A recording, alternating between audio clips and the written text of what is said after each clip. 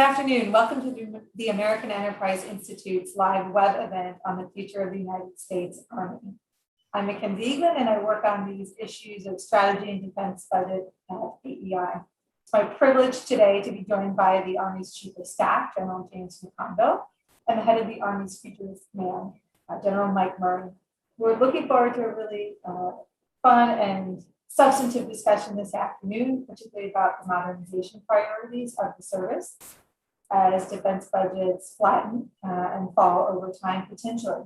Once I'm finished with the introductions, I will let our audience know how they can participate by sending in questions, which we will share with our panelists in the second half of the hour. General McConville doesn't really need any introduction. He's been all over Washington talking to many different audiences and is well known and well respected, but nonetheless, quickly, he is the 40th Chief of Staff of the Army. He's commanded at every level, which is no surprise, from company to division. He is an Army aviator and he's qualified to fly a variety of different aircraft. He also has extensive experience in Washington, which has made him well known to many, having served in a variety of roles from the Joint Staff to the G1, all the way to Vice Chief.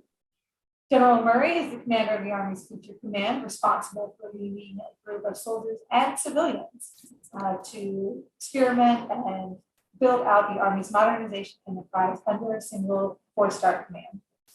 Prior to this job, General Murray integrated Army funding, fielding and equipment actions for future force requirements, and he too is commanded at every level. So welcome to both generals. Thank you for being here today.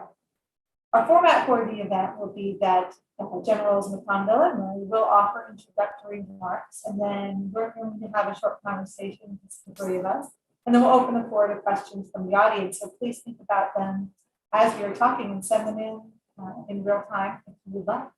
Our audience can submit their questions at any time this afternoon, again, including now.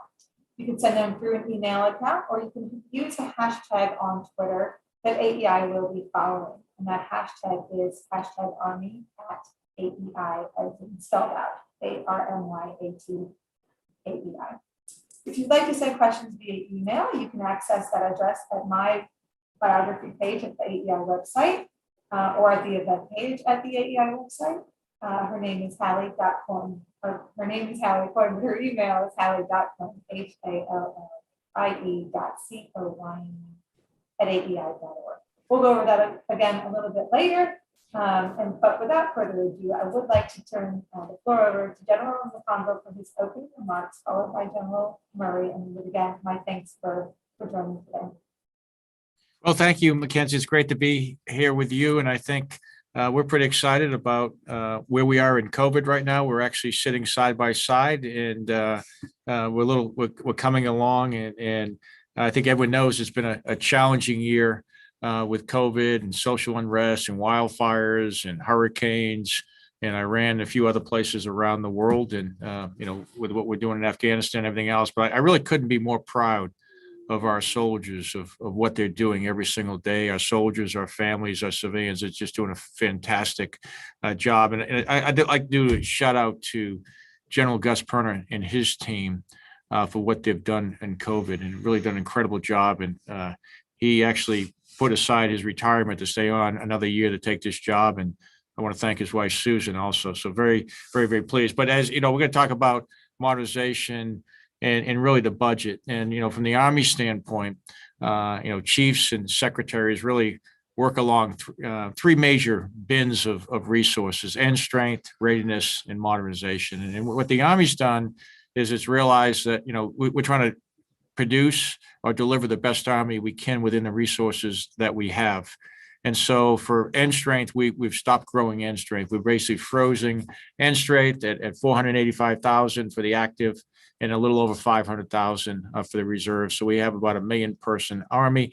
And that's about the size of the Army at 9/11, just to put it in perspective. When people talk about what size is it, we had grown the active Army or the soldiers on active duty actually up to about 720,000 during the peak times of Iraq and Afghanistan. I put that out just so people get a size of the Army. People talk about big armies, little armies.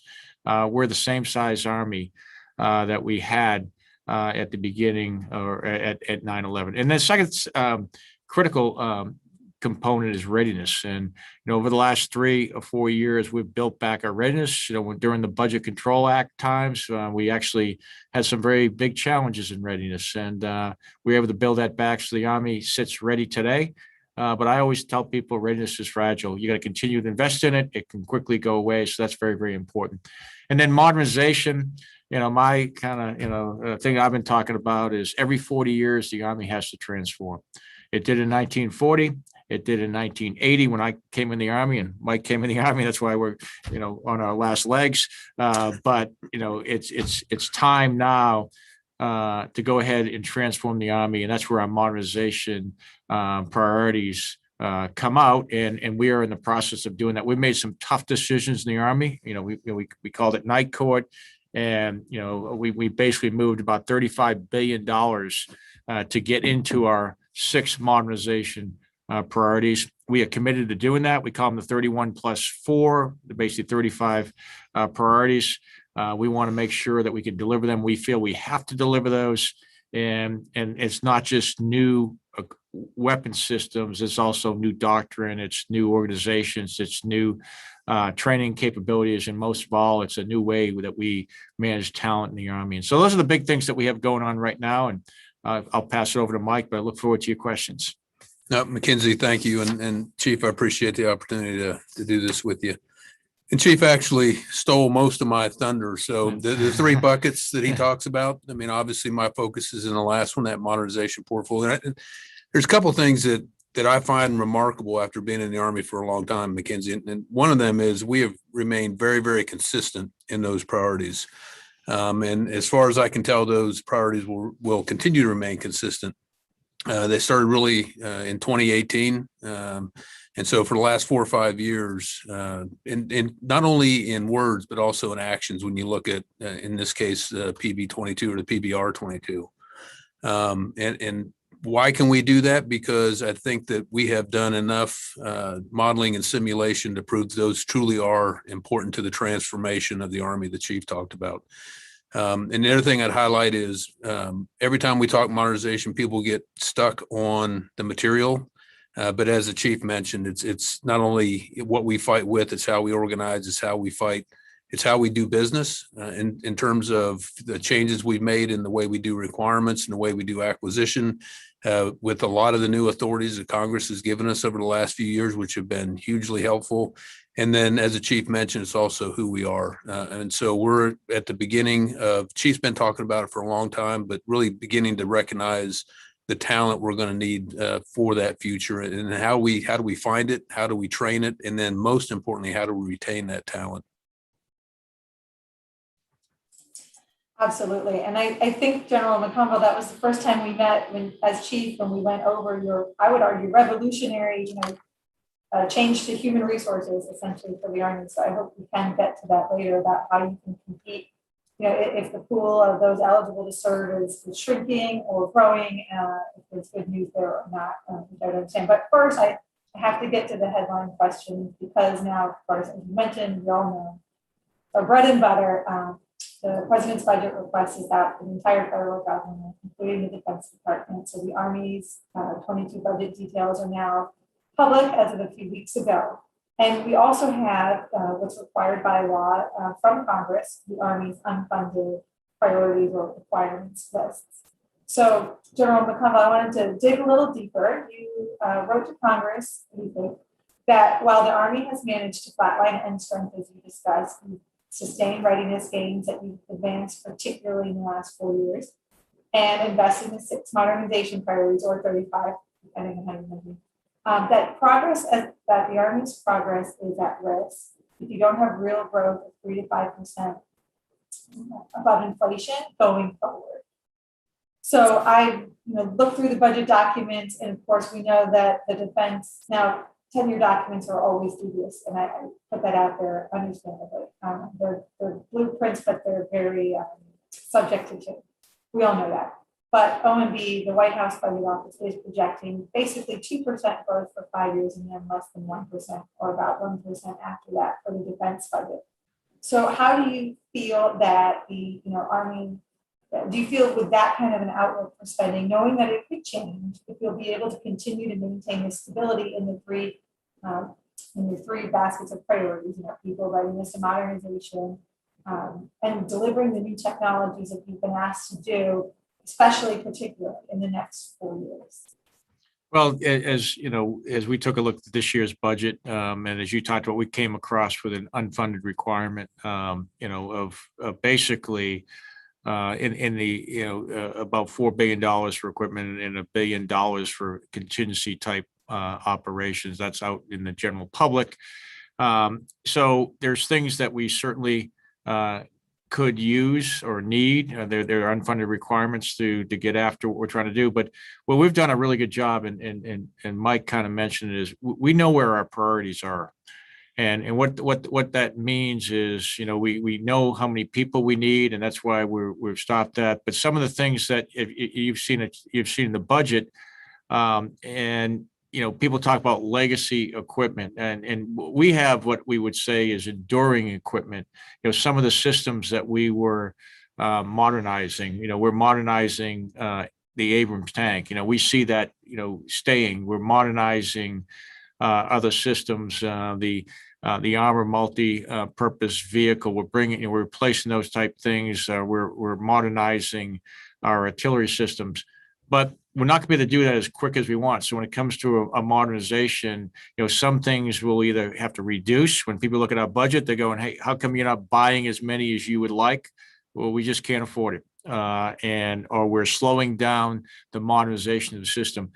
And I'll defer to Mike, but we absolutely have got to deliver these 6 modernization priorities, the 31 plus 4.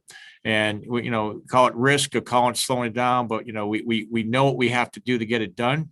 And then it's my job as the Chief of Staff of the Army, if we don't have the resources, to come back through the Secretary of Defense and to Congress that I'm required to do, and say, well, these are the things that the budget did not allow us to get after. And if we are given additional money, this is what we would like to get in the budget.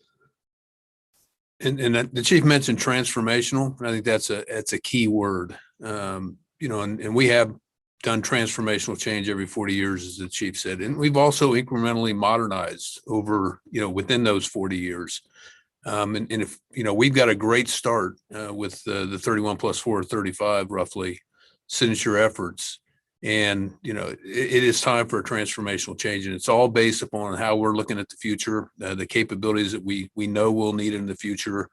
And if we don't take advantage of that transformational change, I'm just fearful that we'll be on version Zulu of the equipment we have right now, which is already being outpaced in a lot of places around the world. And then the 3 buckets or 3 bins, if you will, I'm obviously partial to the second or the last one. But it's just like a family budget. Not everybody gets what they want, but everybody gets what they need. And that's the tough choices the secretary and the chief have to really balance every year when we sit down and figure out what we're going to be able to do with the resources we've been given. I share your concern, sir, on the version Zulu, because there is some enduring equipment whose value is precisely that, it's enduring, and it's okay to buy new old stuff. And in other cases, you absolutely need to jump ahead, to skip generations to get the latest and greatest because of power generation, energy, to power new munitions, directed energy, AI. I get all that, and so I'm with you 100% on that. Speaking of the chief of your responsibilities to Congress, and going and saying basically what you need, and not getting it, what the consequences are. We now have a confirmed partner, a civilian counterpart, Secretary Christine Norman. Christine and I have worked together in the think tank capacity for many years. Of course, she was Under Secretary of Defense for Policy in the Obama administration for several years. And so I'm just excited if you could give us just a quick, how's it going? What do you expect her to focus on, prioritize, and will she be a strong partner for you as you continue to make this case to Congress as you are statutorily required to do? Yeah, at the risk of sound obsequious, very pleased to have her, leading the Army. As you know, and the people that know her, she comes with an extensive national security background. she's been on the job a couple of weeks and she is all over it. She's committed, she's confident, she cares about soldiers, tremendous character. So I think the Army is very blessed to have her. No surprise, and I'm really glad to hear that. I think she'll do a stupendous job, to be totally frank with you. General Murray, so if we could dig in a little bit more to the budget, I also want to give you an opportunity to brag or talk about recent experience, brag particularly about maybe the IVAS goggles, or talk about recent experimentation and exercises, like convergence, but I will let you dig in where you want to. But I wanted to just first ask about your comments at a recent conference, the Mackenzie and Associates conference.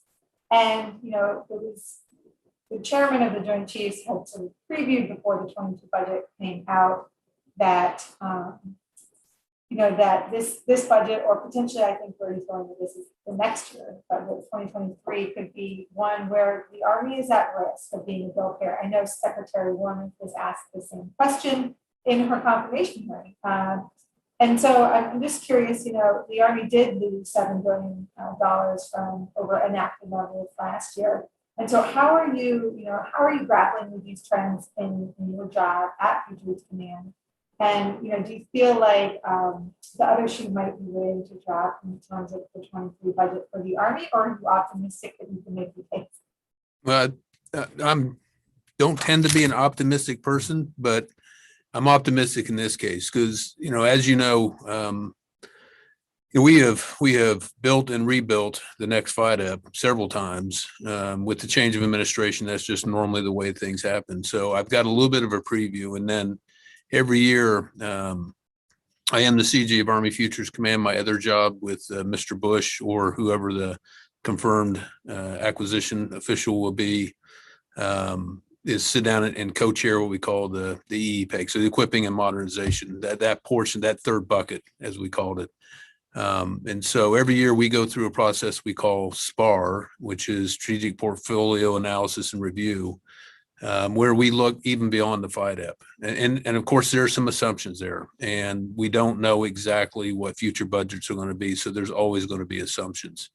But the entire enterprise is committed, and it was this time around, to finding the resources to meet the Secretary and the Chief's priorities, and really do what we think was best for the Army as we build out this next fight up.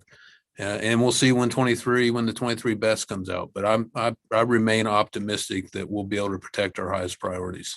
Yeah, I'd like to jump in on that too, because I agree with Mike, and that's a good thing. I guess he agrees with me, however you want to look at it. But no, we've often taken a hard look at one of the transformational things that I think we're doing in the Army, and Mike and Mr. Bush and the team are leaving, is we're doing business differently. And, the idea of, the old days, the linear acquisition programs where, 5 to 7 years to get your requirements right, and then handing it off to the acquisition professionals, and, 5, 7, 12 years later, maybe 15 years later, you have something that comes to the chief and you're going, that's not what we want. That, in fact, that is outdated. It's old stuff. It's, technology has changed so much. And by going in a more innovative method, going to characteristics early on, getting an initial concept, getting the detailed design, bringing all types of industry along, who quite frankly are trying to win each of those phases, and getting a good look at what they can do, and them invest in their own money, and they spend their money a lot better sometimes than when they're spending our money, and all that comes together. It gives us a better opportunity. It's not perfect, but we can be much more, I like to say, efficiently effective in delivering these systems by working very, very closely with industry, letting them use their innovation, and coming back with, quite frankly, better ideas than we could have put in requirements. And, as we talk to industry, we're very candid. Cost, performance, and schedule matters. We know our priorities, but, when it comes to talking about priorities, it makes it a lot easier to make tough decisions if someone's not producing the system that you need to have. I could just put on my budget nerd hat for a moment and just quickly talk about the Afghanistan withdrawal, not the merits or not of it, that policy choice, but the hard cold dollars.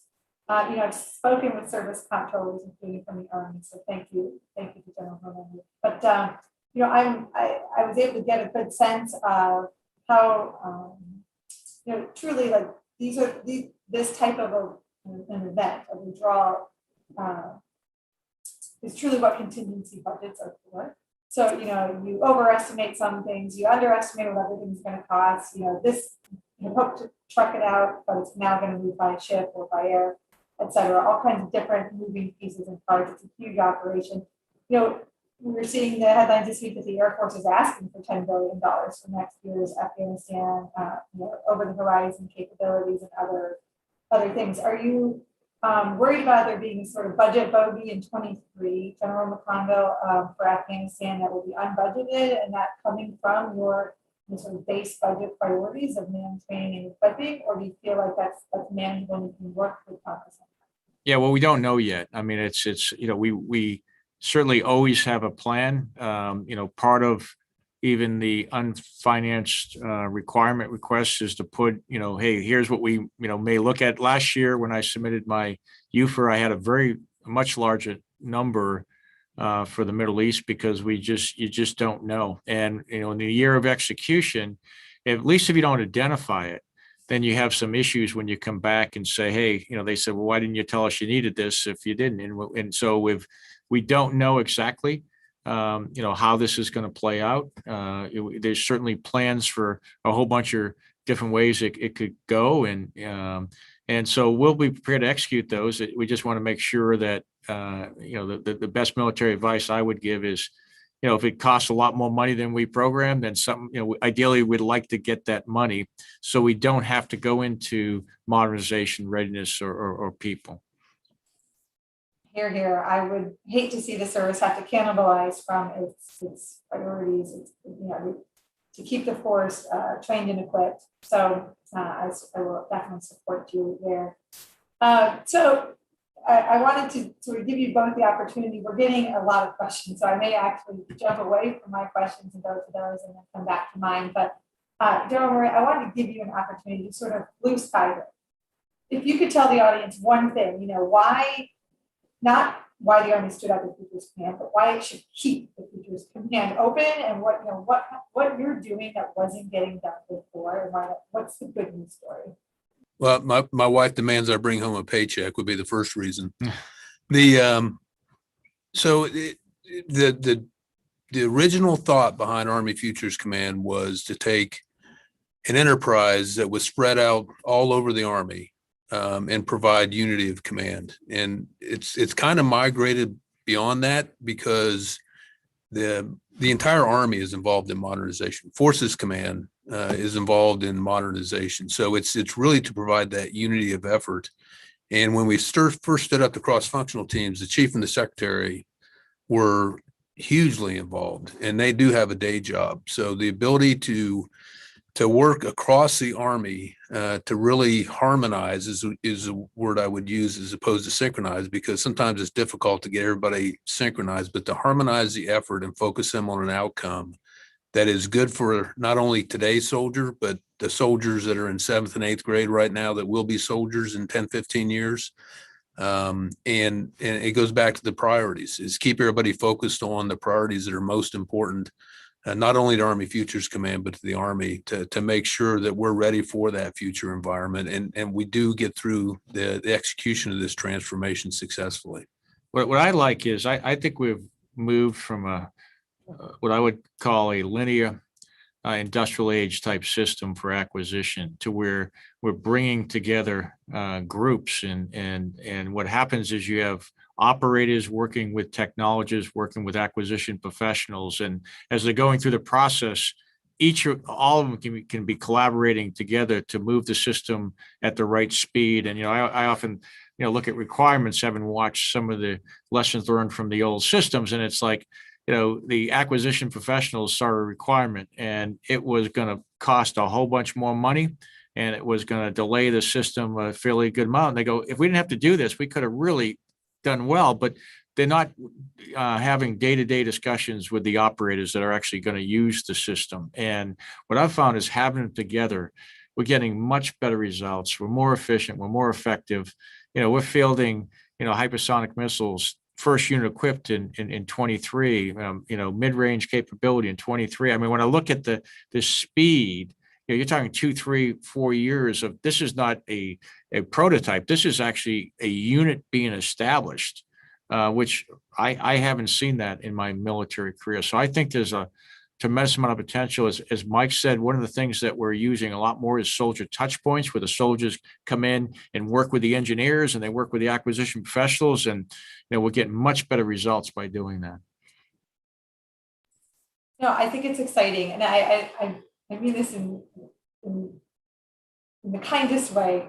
The Army was not known to be the innovative service. I guess your reputation was not one of innovation, and I will applaud you by saying that truly now, when I was asking Lisa at the private meeting, the question from a non-traditional defense Army, what service is innovating quickly and getting results? And I said, you're not going to believe it, but it's the Army. And, I talked about IVES, the new goggles, and of course it wasn't a program of record. There wasn't a requirements document. Coders and gamers were in the field next to soldiers, and you have this remarkable capability. I applaud you genuinely on that effort, and I know there are many more like it. So we have lots of questions. I will come back to mine if there is time, which I hope that there is, but we have a very engaged audience. I want to give the first question to, so I know you've already had an event with Tom over at the Heritage Foundation, my co-author on our article about the Army's role in the Pacific just today. He sent one in advance because he's been digging through the justification books and other documents, and he's worried about readiness. And General McConville, I know you've talked about how you're changing the readiness model in other events, but I wouldn't necessarily assume our audience has been able to also hear you speak. But he's worried about the reduced funding for training in the form of roughly a third percentage cut reduction to operating tempo, full spectrum training miles. Basically a 30% cut. So if you could maybe address his concern and explain why he shouldn't be worried, or maybe why we should. Well, we should always be concerned about readiness, and I'm not at the worries standpoint. And when we take a look at where we're going, because a lot of people talked about, I put out, we're trying to move to what we call a foundational readiness model, which is, it is focused on giving the most time in the most training to the least qualified people, quite frankly, where the rubber meets the road. So, there's really two ways. I actually have a pretty good slide that shows this, but we're not doing slides, so I'll try to describe it. But we have what we call a gated strategy, which you train at the squad, platoon, company, battalion, and brigade level. And that's kind of, and there's one way of doing that is you spend the same time at each level, and kind of work your way up. That's one way of doing it. The other way is to spend a tremendous amount of time training your squads, platoons, and companies, and really getting them to a high level of training, discipline, and fitness, because those are your fighting units. And then you spend less time at the battalion and brigade command level, except when you go to your combat training centers. And if you have more time, you do that. But if you don't have enough time, you don't have enough resources, that is how you do it. Experience has shown us when you do it that way, our units that go to the combat training centers do much better because they have a very solid foundation. And the other thing, just for what a lot of people don't realize, we bring 130,000 soldiers into the Army every single year. And so your units, about 1/3 of your units changing over all the time. So if you go, a couple of months, you just go multiply by 3%. So in 3 months, 10% of your unit is shifted. So you always have to come back and continue to train those people who are at the lowest level. So the philosophy is, let's get those people really highly trained, disciplined, and fit. Let's make them a cohesive team. And then what we've found is when we take them to the combat training center, they do the best. If not, you find out you have a whole bunch of problems at our combat training centers. People don't know how to drive their vehicles right. They don't know how to shoot right. They spend a lot of time just, doing consequence management rather than learning. And the best example I have of that is the brigade out of Minnesota, the 134 Infantry Brigade. And, they were involved heavily in two things, COVID and in civil unrest, which is, because of Minneapolis. So if you think about their road to their combat training center was something that I don't think anyone's ever seen.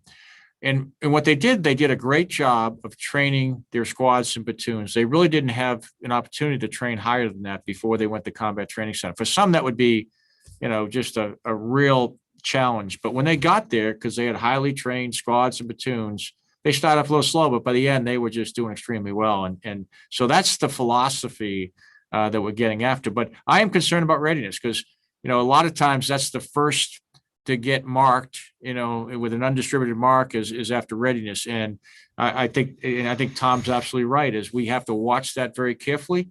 And, what I worry about is trends. 1 year is 1 year, but if the trend is we're going to continue to go a certain direction, that's where I get concerned, because you can't buy back, flight training or live fire training. Once the, people miss it.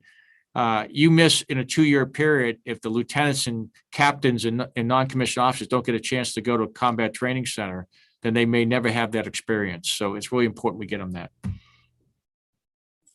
Here. You cannot buy back time and missed opportunities indeed. But I do love to hear that you have data. And so you say, of course, I wish I too could see that data, but I trust that you have it and that it's good. And you can make these choices and decisions and trade-offs based on that data, which is great. So another question that's come in, and this may be for you, General Murray, if you're up for it, is basically asking about how the Army is planning to adapt to enemy weapons, technologies, concepts that basically could electronic warfare essentially, but any type of communications, things that damage or prevent our electronic communications and technologies from operating, particularly, and then any intelligence gaps that might be.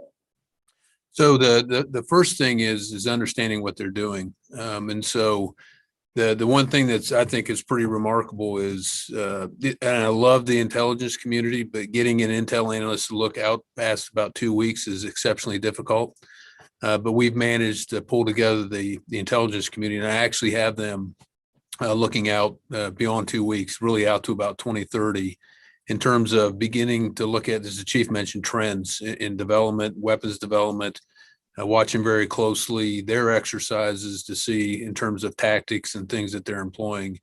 And then I also have an organization that really looks at tech development trends in terms of what's possible, and then with a specific focus on near peers in terms of where their technology we think it's going to go. So understanding what they're trying to do is the first step, and then really training against that threat. So you mentioned Project Convergence before. So this year's Project Convergence, we will operate in a denied and degraded environment. So we'll begin to test some of the tech. It's not even systems; it's the technologies we're developing against that environment. One of the key pillars on the network cross-functional team is the ability to operate. So a redundant, resilient network that can operate, and you're never going to avoid all degradation, but the key is being able to operate through that. And then, of course, from a training standpoint, which is not my area of expertise, is we still train in that environment. So our soldiers and units get used to not having total reliance and total dependability on that network, and multi-pass. And we call it a PACE plan, so primary, alternate, contingency, and emergency. So multiple paths that we can do what we have to do, not necessarily what we want to do, using our network and comm systems. Thank you. So of course, you've already talked about, the rationale generally behind the Futures Command, what you've been able to accomplish since then, right, since 2018. And, the Army really has General McConville opened up reference in night court, that was multi-year, I know, painful process, but also one that yielded for the Army, but there were a lot of consequential choices made. So the question is that, the Army has been investing heavily in both in modernization, which people like me would traditionally characterize as the research and development, the S&T, the test and evaluation budget, and procurement. But that this year they're both declining for the Army. So what's your expectations about programs that need to move from the research and development into production, procurement, even if it's not necessarily a major, defense acquisition program? But is it time to start pushing things forward faster, or do you feel like all of your programs are on pace with this flat defense budget? Well, I think that's it's a great question as far as how we move. You really want to get them into production, because that's quite frankly where we can get them out to the troops, and quite frankly, that's when you get a constituency that wants to support them going down the road. So we think it's very, very important to do that. The challenge is, just the resources are going to drive that. First of all, the cost, performance, and schedule of the systems. If the system's ready to go, we think that's really important. The second of all is that we feel strongly that we need all these systems as we've done a campaign of learning. And, people have sat in this position, have said, when you have the time, you don't have the money, but then when you get the money, you don't have the time. And so in some ways, we're trying to hedge on that. We have some time and we have some money. We don't have all the time and we don't have all the money, and we're not quite sure how long either one is going to last. So what we're trying to do is get as much done efficiently, effectively as we can. So if something does change, we have a lot of shovel-ready type things, and they're ready to move. So that's what's driving it. And if you take a look at the modernization priorities, everyone says you're trying to do too much. Or some people said you're trying to do too much at one time. It's really not. Like the long-range precision fires are coming in very quickly. The soldier lethality elements are coming in very quickly.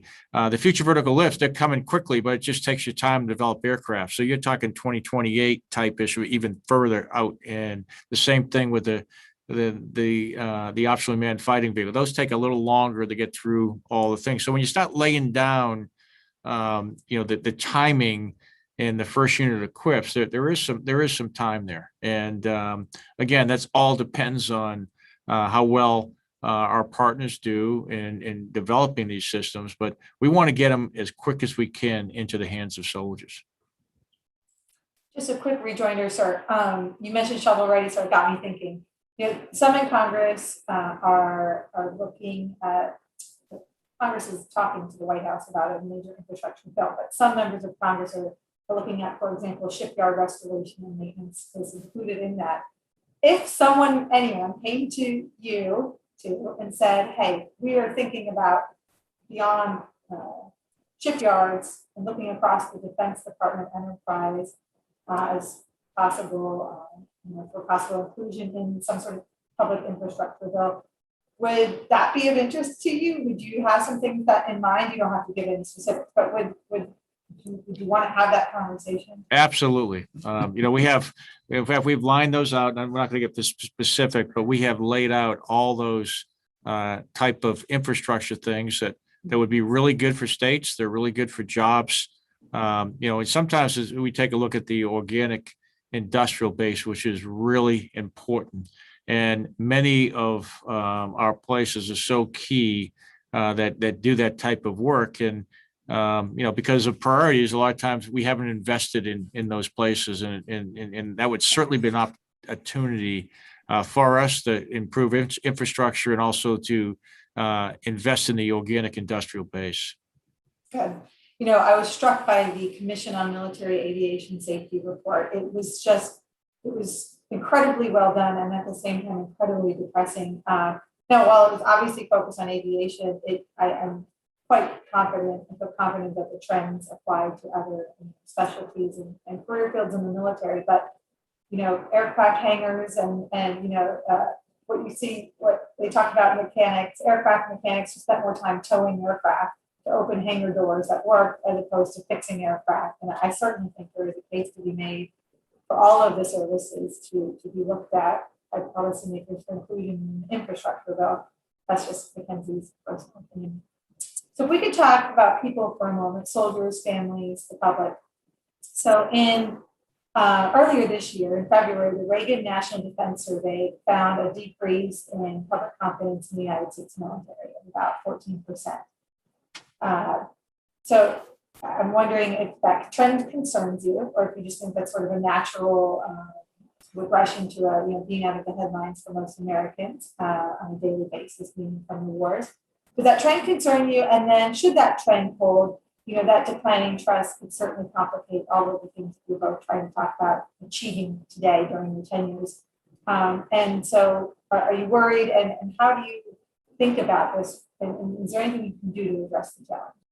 I think, at least from what I said, is I'm concerned about, making sure we continue to earn the trust of the American people. We may, be the most, or just about the most respected institution in the country. When I talk to soldiers, we need to earn that every single day. We should not take that for granted.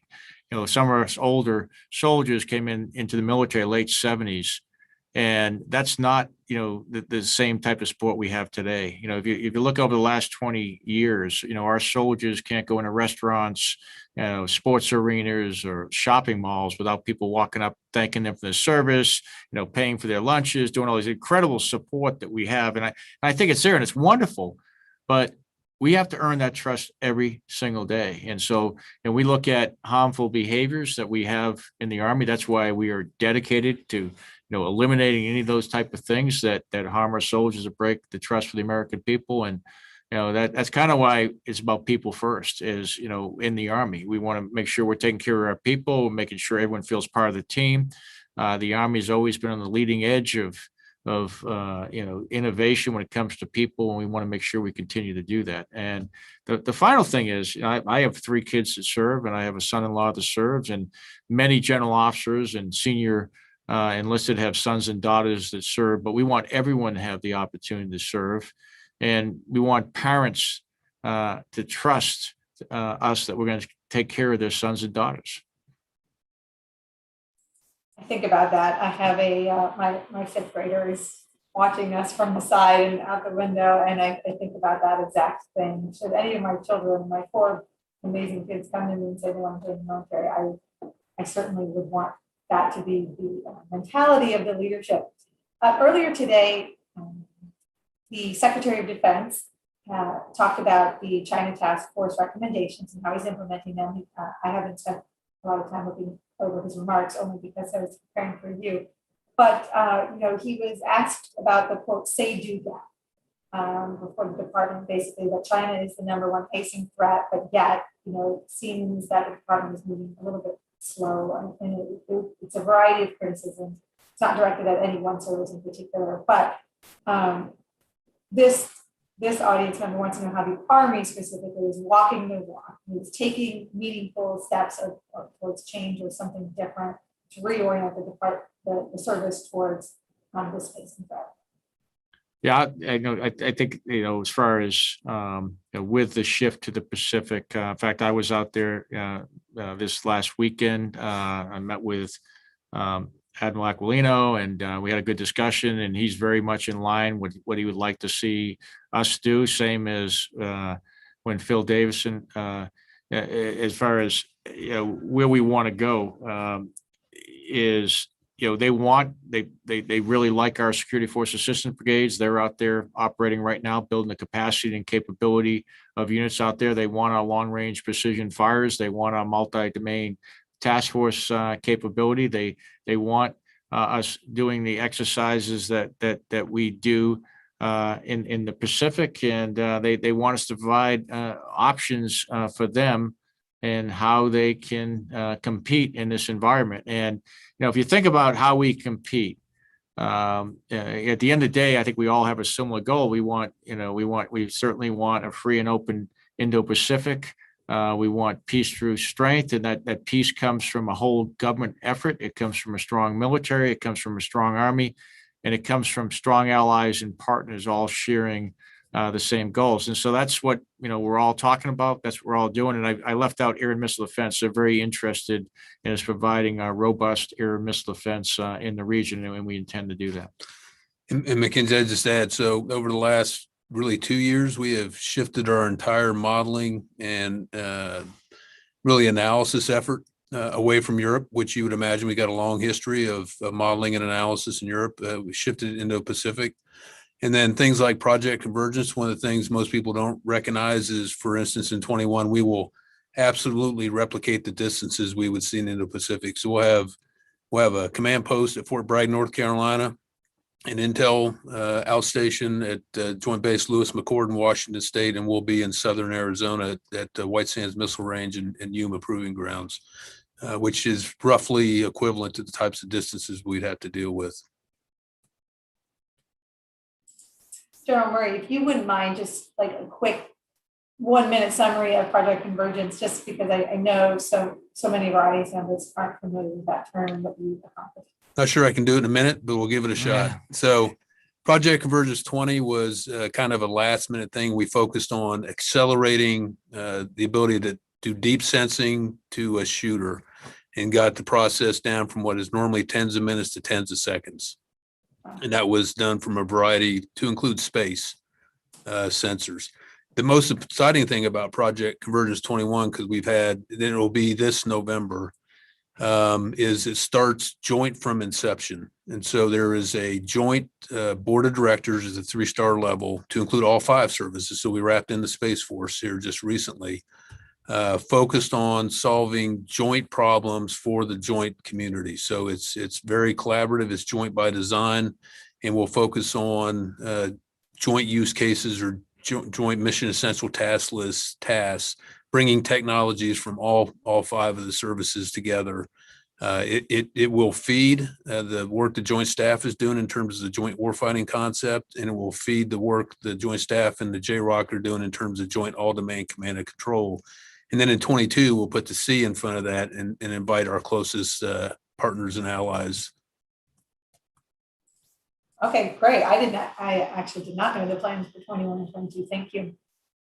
The next question is how the Army is looking to integrate automation and artificial intelligence into the future force structure. You want I'll take the top and then I'll go over to Mike. I mean, we're actually doing a lot of work. In fact, I just met with the artificial intelligence task force, and it really starts with people first. We have a lot of incredible talented people, and Mike will talk about how our technology core is starting to come together to develop these people and identify them. But we see artificial intelligence being used in a whole bunch of means. Some it's going to be targeting, some it's going to be preventive maintenance and how we do business differently. But where I'm at is, and as I talk to the task forces, start to think about, we don't necessarily need to replace people, but we need to help people to get to use that artificial intelligence to make things quicker, to make things in the decision-making process a lot faster. It can minimize crews. We take a look at, when you're looking at pilots, do you need 2 pilots? Can you go to 1 pilot? Do you need this many crew members, or can you start to get associates that can help you with artificial intelligence to reduce the amount of people that actually have to do the jobs? I personally like having people in the loop somewhere. They don't necessarily need to be in the lead vehicle or the lead aircraft, but that's going to give us the capability to do that. And, and the autonomy, we're into man-unmanned teaming. We're into unmanned teaming, both on the air and the ground. And we're going to provide all those capabilities. And I'll turn it over to Mike and let him talk maybe more specifics. And like a lot of things I say is probably not going to prove to be right, but really focused on 3 technologies: artificial intelligence, autonomy, robotics. People tell me all the time that they're already here, and that's true. That they're already here, but we have not figured out the right military application. And I think it's a combination of in how you apply those. Speed matters. And so I think on a future battlefield, a commander that is going to be able to reach a good decision, not a perfect decision, but a good decision faster than an opponent, is going to have a significant advantage on a future battlefield. So allowing machines to aid human decision makers, I think, is going to be very important from a machine learning or artificial intelligence standpoint. And I just think that, as you look at, and the chief mentioned this, that there are places we send soldiers on a battlefield today that we should be sending a machine first. I think of things like a river crossing or a breach of a complex obstacle. The common one is, the 4-man stack entering a building. A machine can go in and so soldiers understand what's there. So taking soldiers out of the most dangerous places on the battlefield and replacing them with machines is some of the things we're focused on. Quick follow-up on that, Joan Marie. My colleague at AEI, former Army General John Ferrari, he's thought and written a lot about deception, military deception, sort of as an art, as a skill, as a science. But he's in terms of artificial intelligence in particular, which is really about basically data, hopefully getting good data, although you can certainly get a lot of data. Computing, storage, and math. He essentially sort of boils down AI that way. I hope I didn't butcher that down too much. But I guess do you think about the possibility now of our data or information that's helping you potentially? Because I can see a future where targeting, for example, is automated, and all the things you discuss, maintenance that General McConville discussed. How are you thinking now about the information that's going into the information that gives you these choices not being, how are you thinking about it now about staying safe, not being manipulated, that it will always be accurate and true? Is that something you plan for now, or are you just going to deal with it later? Yeah, John and I also have a background, and I've spent many hours in John's office as he explained things to me on his whiteboard. So I hope he's doing well. But I almost hate to say this, but John's absolutely correct. I mean, artificial intelligence, machine learning, it all comes down to, in my mind, two things. One is the data, and really the architecture that controls the structure of that data and the ability to access that data. So when you look at work across the joint force, it's less about individual systems. It's more about access to each other's data. And John's absolutely right again, is the viability or the quality of that data, how it's structured and how it's protected becomes very important. And one of the things that goes along with artificial intelligence is training data. And that's things you read about all the time, is the ability to spoof training data to where you insert false images or false in it, and it makes the machines less reliable.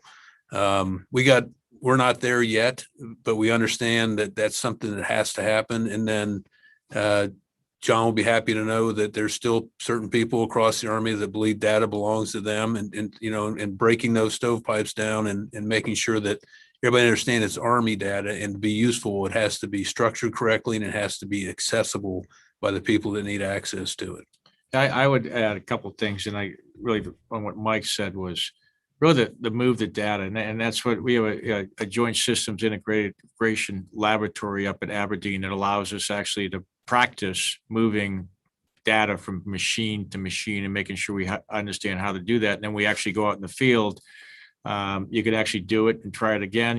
At least I've said this before, but things work really well in PowerPoint. It's amazing what you can do in PowerPoint. When you actually have to do it, it's nice to get it into a laboratory, test it there, and then actually bring it out in the field. And the other thing I would add, and I know Mike was getting this to, is the algorithms. You got you got data, you got access to data, and then you got to have algorithms that work. And one of the things that Mike and his team learned during Project Convergence is you got to be able to write software in the dirt. And I don't know if you want to talk about the software factory, where we're going in that, because that's a pretty good So cohort 1 will wrap up their first 6 months. It's a 3-year program, and we call it Software Factory in Austin, Texas. And one of the lessons learned, Mackenzie, coming out of Project Convergence 20 is we were rewriting and writing code multiple times a day to make things work together. And that's really why we stood up to JSIL.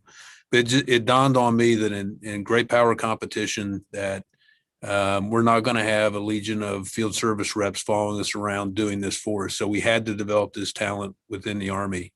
And so we about a year ago, we put an advertisement just on our webpage and said, if you're interested in coding, we're interested in you. Within 2 weeks, we had 2,000 soldiers express an interest in that. We have 24 soldiers in Austin today out of those 2,000. Just incredibly talented. And the amazing thing was 11 of the 24 were on their way out of the Army because we weren't fully utilizing their skills. And they not only agreed to do this experience, they agreed to extend their active duty obligation for 3 years for this opportunity. And if you ever get down to Austin, I'd love to show it to you, because it's just an amazing group of young soldiers, and it's E3 to O3. So private first class to captain. And they're just an exciting bunch of people to be around. Second cohort shows up next month, and then we'll continue to work them in. And we've actually gotten a proof of principle code that we wrote that's saving the Army on the order of 24,000 man hours a month in our asset or supply support activity locations. Yeah, and I just want to jump on the, you talked a little earlier about the talent management, and this is what we're trying to get to. There's a specialist down there, right? Okay, there's a specialist. He is a medic, so when we manage his talents, he's a specialist of, medic. That's what he does. But his real talent is he's a super coder. And the way we would normally manage him in an industrial age system, we would have no idea that this young specialist codes at the level of, some of these, master and PhD majors, and lieutenant colonels. And so this is what we're learning in the Army. We have people with tremendous talents, and we have to have a way to kind of figure out what talents they have and then get them in the right job in the right place. So, this young man was a wonderful medic, but he is going to do incredible things for the Army because we have him in the right place at the right time. And self-taught with no formal degree. Wow, that's impressive. I'm actually really happy to hear about the cohort, about the interest, and that people were even paying attention and responding, but also about the Aberdeen data work that you've been doing, the experimentation. That's actually somewhat calming for me. I'm glad to hear that. I know we only have a few moments left. So this one is pretty specific, so I think it'll be easy one to read. What are the Army's plans for the soldier of the future, particularly in terms of technology provided to each individual soldier as part of their sort of combat equipment? Yeah, I didn't catch all of that. no, I think you asked me what's the future soldier, like how we see it.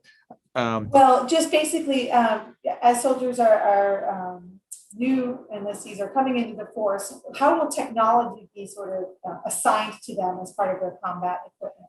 Yeah, I think what we're going to do, or at least we're trying to do, is move away from this industrial age system where we manage soldiers by basically two variables. So we're going to assess them across a whole bunch of different areas, and we're going to a new integrated personnel and pay system that will allow us to do that. So rather than defining someone like this medic that you're an E4 of medicine, so to speak, we can define that person by 25 variables. They're a super coder. They want to do this. They have these cognitive type skills. They have these learning skills. They're very good with technology. And so we can start to get an idea of who's the right people that we need. They may speak certain languages. They may have certain overseas experiences. And, I offer this up. So we'll have a much better idea of their knowledge, skills, and behavior, so we can give them the technology and see how good they are with technology and get them really in the right place. So, and we add a P to it, which some people think is blasphemy of the Army, will actually be interesting what their preferences are. That doesn't mean you get to go everywhere you want to go, but if we know what you're passionate about, like these coders, and we can get you in that job and you can contribute in that way, that is something we want to do. But the other thing we're doing really throughout the Army is we've gone to these assessments, and it's really kind of driven. We went to the battalion command level, and we do a battalion command assessment program. We do a colonel's command assessment program. It's like a professional football combine where people come out and try out for 5 days rather than just doing a paper board. And we're looking across a whole bunch of different areas to make sure we have the right people going to the command. It's been so successful that we're going to do it with our sergeant majors. We're doing it with our sergeant first sergeants. So they'll all be assessed. But more than that, we got a lot of feedback because some people that may have had great records on paper are not doing very well in the combine or during the assessment. And they wish they knew that before. So we're going back to the Command and General Staff College, and we're going back to the Captain's Career Course, and we're doing assessments under a program called Project Athena, where they'll start to learn where their holes in the swing are, so we can develop them all the way up. And during those times at the Captain's Career Course, and during that time at Command General Staff College, that's what we'll be assessing for these different type of programs. So if you came in as an infantry officer, an infantry sergeant, and your passions are somewhere else and you have a certain talent, then people like Mike can come by and they can actively recruit them to go off and do something else. And so we think we're in a war for talent. We think that's the future.